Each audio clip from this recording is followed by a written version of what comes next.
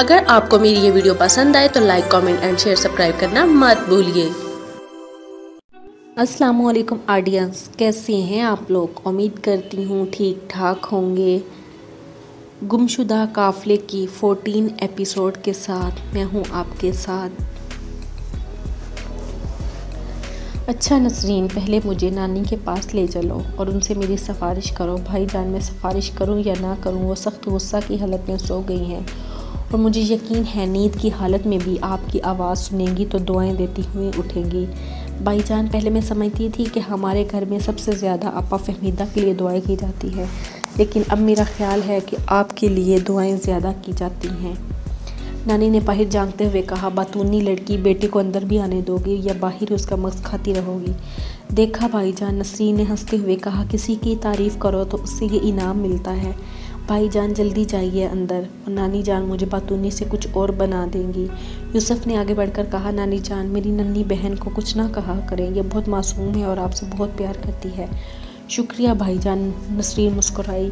बेगम अहमद हंसती हुई यूसुफ को अंदर ले आई। चंद मिनट बाद सफ़िया और बल्कीस भी बेगम फरीदा अहमद के कमरे में आ गई। नसरीन ने कमरे में दाखिल होते ही कहा, भाईजान मैंने अम्मी जान और चची जान को बता दिया है कि आप किताब लिखने में मसरूफ़ हो गए थे। सारी रात लिखते रहते हैं और दिन के वक्त सोते हैं, इसलिए यहाँ नहीं आ सके। तुम्हें ये कैसे ख्याल है कि हमने उन्हें लिखने से मना किया था? बल्कीस ने तल्ख होकर कहा। यूसुफ ने कहा, चची जान जो कोताही मुझसे हुई थी मुझे इसका पूरा एहसास है। मैं किसी दुकान से फ़ोन भी कर सकता था, लेकिन मुझ पर कभी ऐसा मूड तारी होता है जब मैं बहुत कुछ भूल जाता हूँ, लेकिन आइंदा ऐसा नहीं होगा। बल्कि इसने अपनी मुस्कुराहट छुपाते हुए कहा, देखो यूसुफ, आइंदा के लिए ये याद रखो, ऐसा मूड मुझ पर भी तारी हो सकता है। यूसुफ ने जवाब दिया, चची जान ये अजीब बात है कि आज मैंने घर से निकलते ही महसूस किया था कि आपका मूड ख़राब करने की गलती कर चुका हूँ। बल्कि इस हंस पड़ी, बड़े नालायक हो तुम। यूसुफ ने जवाब दिया, चची जान मुझे नालायक कह लिया करें, लेकिन इस तरह मुस्कुराती रहा करें। माँ जी से पूछ लीजिए कि आप मुस्कुराती हुई कितनी अच्छी लगती हैं। बेगम अहमद ने हंसते हुए कहा, तो ये बात दुरुस्त, लेकिन वो चालाक बहुत हो, तुम हमेशा अपनी बात मनवा लेती हो। अच्छा, मैं हमेशा बच्चों की बात मान लेती हूँ। नसरीन ने कहा, भाईजान अम्मी और नानी जान भी थोड़ी बहुत डांट डपट करने के बाद उनकी बात मान लिया करती हैं। बल्कि इसने कहा, बेटा अजीब बात है कि मंजूर कहीं गायब हो गया है और हमें मिलकर भी नहीं गया। चची जान वो गायब नहीं हुआ, मेरे साथ रहता है और चंद दिन यहीं रहेगा। सफ़िया ने कहा, बेटा हम सब यहाँ से वापसी की तैयारी कर रहे हैं और परसों इतवार के रोज़ मसूरी के बाहर किसी नदी के किनारे पिकनिक का प्रोग्राम बना रहे हैं। दोहरा दून वाले सब यहाँ आएंगे। वो इस जगह की बड़ी तारीफ़ करते हैं। जी मैं वो जगह देख आया हूँ, गालबन उसे कीमती फॉल्स कहते हैं। मेरा ख्याल था वहाँ आबशारें होंगी। एक दिन मैं सैर करते करते वहाँ पहुँच गया था। ये नदी का हिस्सा है जिसका पानी साफ़ था और जगह जगह बेतहाशा मोटे लोग नहा रहे थे और बाज़ किनारों पर बाल बच्चों के साथ आम और लीचियाँ खा रहे थे और जगह जगह छिलकों और गुटलियों के ढेर लगे हुए थे। मक्खियाँ भी काफ़ी थी वहाँ। बल्कि इसने कहा, वल्लाह मैं वहाँ नहीं जाऊँगी, मेरी तौबा। यूसुफ बोला, हम एक और तरफ इसी कदर फासला तय करके एक पहाड़ तक पहुँच सकते हैं जो बहुत खूबसूरत है। ये किसी राजा की मलकियत है जो 8 आना पहाड़ की सैर करने वालों से लेता है और यही इसका ज़रिया आमदनी है। बेगम अहमद ने पूछा, इस बेचारे को अपने पहाड़ के रास्तों की निगरानी के लिए काफ़ी चेहरेदार रखने पड़ते होंगे। माँ जी मैंने मालूम किया था कि राज्य की फ़ौज की तादाद 3 आदमियों पर मुश्तमिल है। एक आदमी के पास तोड़े हुए तार बंदूक है जिसे आप कमांडर रंजीव कह सकती हैं और दूसरे के पास नेज़े हैं। पहाड़ इतना खूबसूरत है कि मैं जब चोटी तक घूमकर वापस आया तो मैंने उन्हें एक रुपया देते हुए कहा, भाई ये तुम्हारा इनाम है, ये आपस में तकसीम कर लेना। बड़ा पहरेदार दूर तक मुझे रुखसत करने आया था और उसने मुझे कहा, साहब अगर आप बुरा ना मनाएं तो मेरी एक दरख्वास्त है और ये कि आप मसूरी में आप अच्छे लोगों से मिलते होंगे। इस पहाड़ी का नाम हाथी पाँव है। अगर आप सैर शौक रखने वालों की तरफ रास्ता दिखाया दिया करें तो आपकी बड़ी मेहरबानी होगी। मेरा ख्याल है कि आप वहां जाकर बहुत खुश होंगे। पहाड़ के नीचे और दामन में 2-3 साफ सुथरी जगहों पर लकड़ी के बीज रखे हुए हैं। करीब ही एक जगह छोटे से चश्मे से पानी भी मिल जाता है। सफ़िया ने कहा, अम्मी जान मेरा ख्याल है जहाँ धर्मशाला से बेहतर कोई जगह नहीं हो सकती। वहाँ पानी के चश्मे हैं, इतना ठंडा साफ़ पानी है कि हम सिर्फ एक घूंट पी सकते हैं। वहाँ आबशारें और नदियाँ हैं। वहाँ हम थोड़ा सा चलने के बाद झील के किनारे पहुँच जाएंगे। बल्कि इसने कहा, भाई यहाँ तो तुम्हें हर 2 दिन वालों की वजह से आना पड़ा। मेरा ख्याल है कि वो हाथ पाँव भी एक मजाक ही होगा। यूसुफ ने कहा, चची जहान अगर आप इस तरह सोचें तो मैं आपको सिर्फ कैमल बैक रोड पर सुबह शाम घूमने के सिवा कहीं और जाने का मशवरा नहीं दूंगा। मसूरी मुझे इसलिए खूबसूरत लगता है, यहाँ अचानक नसरीन ने मुझे देख लिया था। खाला जान और आप सब मुझे मिल गए थे, वरना मालूम नहीं कि मैं कुछ अरसा बाद कहाँ पहुँच गया होता। बेगम फरीदा अहमद ने कहा, और वही जो लोग दोहरा दिन मालूम से आए थे सबको इसी तरह 2-3 चक्कर लगा देना। हम नहीं चाहते किसी पहाड़ी पर, शहर से बाहर पहाड़ों पर दरिंदे भी होते हैं, वरना शाम तो ज़रूरी होते हैं। क्या नाम था वो दूसरी जगह का जहाँ नदी बहती है, वहाँ भी हम नहीं जाते। ये बड़ी तोंद वाले जहाँ खाने पीने के लिए जाते हैं, वहाँ हैज़ा के जरासीम ज़रूर साथ ले जाते हैं। तुमने सुना नहीं कि हैज़ा और जगह हो जाना हर दौर में ज़रूर होता है। यूसुफ बेटा, क्या ये अच्छा होता कि तुम कांगड़ा जाते और हम सबको ख़त लिख कर बुलवा लेते। माँ जी, अगर मुझे मालूम होता कि आप सब मेरे ख़त पर पहुंच जाएंगे तो मैं ये ख़त लिख कर रवाना होता कि मैं कांगड़ा में फ़लाँ जगह जा रहा हूँ, अगर किसी को मेरी तलाश हो तो वहाँ पहुँच जाए। लेकिन इन दिनों हालात ने मुझे इस कदर रंजीदा बना दिया था कि इस किस्म की बातें मेरे जहन में नहीं आ सकती थी। मुझे ऐसा महसूस होता है कि मैंने आपसे रूठ गया था। अरे बेटे, तुम मेरे पास क्यों ना आ गए? बेगम अहमद ने बराई हुई आवाज़ में कहा। माँ, मैं आपको अपनी परेशानी में हिस्सेदार बनाना नहीं चाहता था, बल्कि इसने कहा तो बेटा फिर फैसला यही है कि दोहरा दोन वाले मेहमानों के साथ यहीं आसपास चक्कर लगा लें। अब तुम्हें वो सारे रास्ते मालूम होंगे जिन पर मेहमानों को जबरदस्त थका जा सकता है। जी, वो बिल्कुल ठीक होगा। मेरा ख्याल है कि उनको आते ही नाश्ता वगैरह खिलाकर सैर के लिए चलेंगे और फिर इंशाल्लाह 2 घंटे की सैर के बाद उनमें से कुछ शाम तक भी बिस्तर से उठना पसंद नहीं करेगा। दूसरे कमरे से मीना ने नसीम को आवाज़ दी। वो भाग कर गई और चंद मिनट बाद वापस आकर अपनी माँ के कान में कुछ कहकर यूसुफ की तरफ देखने लगी। सफ़िया ने कहा, बेटी जाओ, यूसुफ को अभी भेजते हैं और वह चाय पिए बगैर नहीं जाएंगे। और देखो, नौकर से कहना यूसुफ के लिए अच्छी सी चाय बनाकर फहमीदा के कमरे में ले जाए। फजलदीन से कहना कि वो इनके लिए कबाब भी तैयार कर देगा। अगर यूसुफ का नाम लोगे तो वो बड़े अच्छे कबाब बनाएगा।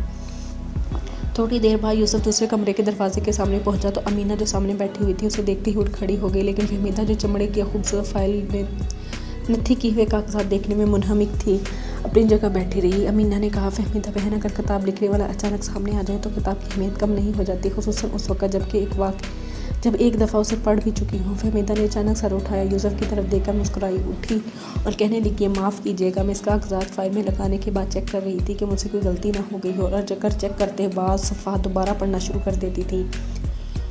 यूसुफ ने मुस्कुराते हुए कहा, तो मुझे ये इत्मीनान रखना चाहिए कि मैं निसफ़ से ज़्यादा कामयाबी हासिल कर चुका हूँ। फहमीदा ने जवाब दिया, मैं आपकी कामयाबी के साथ निसफ़ का लफ्ज़ कभी पसंद नहीं करूँगी। मेरे ख्याल में अगर कामयाबी तवक्को के साथ हो तो 100% होती है, और मुझे महसूस होता है कि नावल की दुनिया में आपकी कामयाबी आपकी तवक्को और इसके साथ मेरी तवक्को से भी बहुत ज़्यादा होगी। आप लिखते वक्त शाया होने वाली मुश्किलात के मुतालिक न सोचा करें। ज़हीर जिस दुकान से ये फ़ाइल तलाश करके लाया था, मैंने उसे ये पैगाम भेज दिया है कि हमें इस किस्म की निसफ़ दर्जन फ़ाइलें और चाहिए। अगर इससे बेहतर हों तो भी हम ख़रीद लेंगे। आइंदा आपका हर मसौदा महफूज रहना चाहिए और मुझे इस वक्त का इंतज़ार रहेगा जब आपके लिखे हुए कागज़ के हर पुर्जे को कदर की निगाह से देखा जाएगा। यूसुफ बोला, फहमीदा, मैं तुम्हारा शुक्रगुजार हूँ। तुमने मेरी खुद-एतमादी में हमेशा इजाफ़ा किया है और अल्लाह की बारगाह में हाथ उठाते हुए हर बार महसूस किया करता हूँ कि मेरी दुआएं कबूल हो रही हैं। इसलिए कबूल हो रही हैं कि बहुत से प्यार करने वालों की खामोश आवाज़ें मेरे फरियाद में शामिल हैं। फहमीदा बोली, आपको अमीना बहन को भी यकीन दिलाना चाहिए कि आप भी इसके लिए दुआ किया करते हैं, क्योंकि जितनी दुआएं आपके लिए ये करती है इतनी कोई सगी बहन भी अपने भाई के लिए नहीं करती। यूसुफ ने मुस्कुराते हुए अमीना की तरफ देखा। क्यों अमीना, तुम्हें ये बताने की ज़रूरत है कि मैं भी तुम्हारे लिए दुआएं किया करता हूँ? मेरा मतलब है कि तुम्हारा दिल तुम्हें कुछ नहीं बताता। अमीना बोली, भाईजान, जब भी मेरे दिल में कोई खुशी की लहर उठती है तो मैं ये महसूस करती हूँ कि आप मेरे लिए दुआ कर रहे होंगे, और फिर मुझे भी तो आपने यही दुआ करना सिखाया है। कभी कभी मैं सोचा करती हूँ कि फहमीदा बहन का घर जलंधर की बजाय हमारी तरह कहीं आपके पड़ोस में होता तो चंद साल में आप उन्हें क्या कुछ सिखा देते।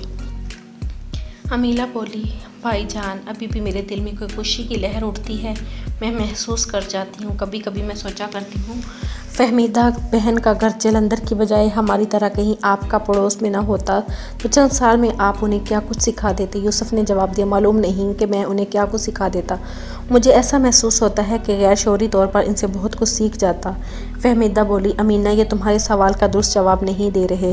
ये भी तो कहा जा सकता है कि हम दोनों एक दूसरे से बहुत कुछ सीखें और ये बात किसी को मालूम ना होती कि उन्होंने गैर शौरी तौर पर मुझसे क्या सीखा है। लेकिन जो कुछ मैं कह सकती हूँ वो सबको मालूम होता। मसलन मैं उनके घोड़े की सवारी सीखती, बंदूक और पिस्तौल चलाना सीखती, और अगर ये मुमकिन होता तो किसी नहर, झील, दरिया में तैरना सीखती। शायद मेरे दिल में कश्ती चलाने का शौक़ भी पैदा हो जाता। मुझे अब ये सोचना पड़ेगा कि मुझे ये क्या कुछ नहीं सिखा सकते थे, लेकिन तुम गाँव में उनसे बहुत कुछ सीख सकती थी। अमीना बोली, तौबा बहन, शहर में मेरे मतलब ये मशहूर था कि मैं किसी से नहीं डरती थी, और गाँव में तो ये भी समझ गई थी कि वहाँ बहुत आज़ादी होगी, लेकिन वहाँ भाई यूसुफ देखकर मेरी जान निकल जाती थी। अब देखिए ना, उन्होंने इस परशूर डाकू को पकड़ा था जिनका नाम सुनकर लोग सहम जाया करते थे, लेकिन मेरे दिल में उनके खौफ के साथ एक और जज्बा भी पैदा हो चुका होता था मुझे देर तक एहसास नहीं हुआ, और वह इनकी अतात का जज्बा था। मैं उनकी हर बात पूरी तरह से सुना करती थी और उनके घर की ख़वातीन की बातें भी मेरे दिल पर बहुत असर किया करती थी। शायद शुरू से ही मैंने उन्हें इंसानियत का काबिल फ़ख्र नमूना समझ लिया था और मेरे लिए उनका मामूली इशारा भी हुक्म का दर्जा रखता था। मेरा भाई छोटा है और मैं ये महसूस किया करती थी कि अगर यूसुफ साहब भी मेरे भाई होते तो मैं कितना फ़ख्र किया करती, और मेरी ज़िंदगी का अहम तरीन दिन वो था जब यूसुफ भाई ने किसी और की बजाय अपने मुस्तकबिल के बारे में बराह रास्त मेरे साथ बात करने की ज़रूरत महसूस की और अपनी मंगनी के मतलब अपने वालिद और मेरे वालिदैन की ख्वाहिशात को नज़रअंदाज करते हुए मुझे साफ लफ्ज़ों में ये कह दिया कि मुझे किसी खुशफहमी में मुब्तला नहीं होना चाहिए। इस वक्त अचानक मुझे महसूस हुआ कि ये इंसान इतना बड़ा है कि दुनिया में किसी को फ़रेब नहीं दे सकता, किसी की दिल आज़ारी बर्दाश्त नहीं कर सकता। एक लम्हा के लिए मुझे अंदर ये एहसास मालूम था कि यूसुफ साहब मेरे भाई हैं और हमेशा मेरे भाई रहेंगे। अब मुझे ये तराफ़ करते हुए कोई शर्म महसूस नहीं होती कि एक सानिया के लिए मैं ये सोचते हुए ज़मीन के अंदर गड़ी जा रही थी कि मैंने उनके साथ मंसूब होने के तसव्वुर अपने मुस्तकबिल के मुतल्लिक़ क्यों सोचा था। अब मैं अपने भाई और भाई के सामने ये तराफ़ करूँगी कि हमारे घर में जब मंगनी की रसूमात की तैयारियाँ हो रही थी तो मैं ये तसव्वुर में यूसुफ साहब को गज़बनाक देखकर डर जाया करती थी। फ़हमीदा बहन, आप यकीन नहीं करेंगी, जिस दिन मैंने पहली बार आपको गौर से देखा था तो मेरे दिल में ये ख्याल आया था कि अगर यूसुफ साहब मेरे भाई होते तो मैं अपने वालिदैन से कहती कि मैं अपने होने वाली भाभी को देख चुकी हूँ। यूसुफ साहब की वालदा की वफ़ात के बाद मुझे इस बात का यकीन हो चुका था कि उन्हें फ़हमीदा बहन बहुत पसंद थी। फिर हालात ऐसे हो गए कि खुद एक भंवर के अंदर फंस कर बेबस हो गई थी। मैं ये जानती थी कि मुझे इस भंवर से निकालने के लिए यूसुफ साहब के सिवा कोई मेरी मदद नहीं कर सकता, लेकिन ये मेरा बहादुर भाई खुद एक गर्दाब में फंस गया था। अचानक ये एक दिन हमारे घर में आए और मैंने ये महसूस किया कि कुदरत ने मुझे और मेरे भाई को भी गर्दाब से बाहर निकाल लिया है, लेकिन मेरा ये भाई अब कहीं दूर जा रहा है। मुझे इस वक्त एहसास हुआ कि हमारे बुज़ुर्गों की गलतियों की वजह से यूसुफ साहब के लिए इतनी मुश्किलात पैदा हो गई हैं कि वो अपनी ज़िंदगी के हसीन तरीन ख्वाब फूल जाने के लिए तैयार हो गए हैं। अब वो किताबें नहीं रखेंगे बल्कि मुलाजमत करके दौड़ चलेंगे। ये जाते जाते मुझे बहुत हौसला दे गए, लेकिन उसके बाद मैं छुप छुप कर रोया करती थी। मेरा भाई जम खोड़दा होकर रह गया। मंजूर साहब जिससे मुझे मुतारिफ़ करवाए गए थे मेरे लिए बहुत बड़ा सहारा साबित हुए, लेकिन इस मसले पर उनसे कोई बात करने से पहले मैंने एक रात अपने दिल में फ़ैसला किया कि मैं चची बल्कीस के यहाँ जाऊँगी। खुदा का शुक्र है मेरा ये फ़ैसला दुरुस्त था। ये फ़ैसला दुरुस्त हुआ और चची बल्कीस मेरी बातें सुनकर जिस कदर तड़पी थी वो मैं बयान नहीं कर सकती। फिर मेरे दिल में वही जुनून था जो एक बहन के दिल में अपने भाई के लिए होता है। मैं अपने अब्बा को लेकर यूसुफ साहब के वालिद के पास पहुंची। कहते हैं वो सख्त दिल है, लेकिन कोई बात भी सख्त दिल नहीं होता, और यूसुफ साहब के वालिद को ये हालत थी कि वो मेरी बातें सुनने के बाद बड़ी मुश्किल से अपने आंसू ज़ब्त कर रहे थे। यूसुफ ने कहा, मेरी बहन तो ये भी याद नहीं रहा कि आपको किसने छेड़ दिया है। आपने इतनी बातें कह दी हैं कि मुझे फ़हमीदा भी रोने की तैयारियां करती हुई नज़र आ रही है। नसरीन जो दरवाजे की ओट में खड़ी थी अंदर दाखिल हुई। उसने कहा, अप्पा जान अब तो रोना धोना छोड़ दीजिए। अब तो फजल दीन ने बाज़ार से गोश्त गरम गरम कबाब भी तैयार कर लिए हैं और चाय दम हो रही है। अगर इजाज़त हो तो ले आऊँ, और नानी जान, अम्मी जान और चची जान आकर आपके मगमूम होने की वजह पूछेंगी तो मुझे सब कुछ बताना पड़ेगा। अमीना ने जल्दी से उठकर कहा, भाई जान खुदा के लिए इसे मना करें। जब ये अंदर आती है तो मैंने इसे हाथ के इशारे से रोक दिया था, इस तरह इससे बातें सुनने का मौका मिल गया। अब ये मेरी सारी बातें दोहराएगी।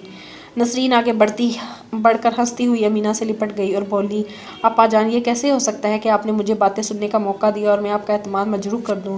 फ़हमीदा ने मुस्कुराते हुए कहा, सुभान अल्लाह, हमारे घर में अदबियत बड़े ज़ोरों से आ रही है। फजल दीन ने दरवाजे के करीब आकर आवाज़ दी, जनाब चाय तैयार हो गई है, अगर हुक्म हो तो ले आओ। यूसुफ ने कहा, नहीं भाई, चाय मेज़ पर रखो, हम सब वहाँ आते हैं। जनाब जल्दी आए वरना कबाब ठंडे हो जाएंगे। नसरीन ने कहा, फजल दीन तुम फिक्र ना करो, 1 मिनट के अंदर सब वहाँ जमा हो जाएंगे। ठंडा पानी भी रखवाओ वहाँ। बीबी जी मैं लीमू भी ले आया था। मीना बोली, देखा अफजल दीन कितनी दूर तक सोच